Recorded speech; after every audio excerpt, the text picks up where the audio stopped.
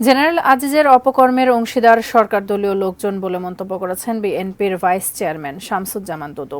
সকালে রাজধানীর জাতীয় প্রেস ক্লাবের সামনে গণতন্ত্র ফোরাম আয়োজিত এক কর্মসূচিতে তিনি এই কথা বলেন। সকালে খালেদা জিয়া এবং তারেক জিয়ার বিরুদ্ধে মিথ্যা মামলা প্রত্যাহার এবং বিএনপির সব নেতাকর্মীদের মুক্তির দাবিতে অবস্থান কর্মসূচি পালন করা হয়। এ সময় তিনি বলেন, দেশকে রক্ষার জন্য ঐক্যবদ্ধভাবে রাস্তায় নেমে আসতে হবে, এর কোনো বিকল্প নেই।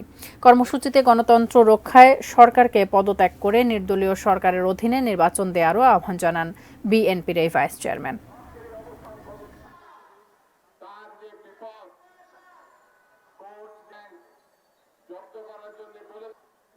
এই সব দুর্নীতিগ্রস্ত মিস্টার আজিজ এবং বেনজির আহমেদ আর দুশ্চরিত্র এবং লম্পট জাতীয় সংসদের যদি সদস্য হয় আর সেই সরকারের সেই প্রধানমন্ত্রী যদি আপনি হন, আপনার দল হয়, তাহলে আর কি বাকি থাকতে পারে?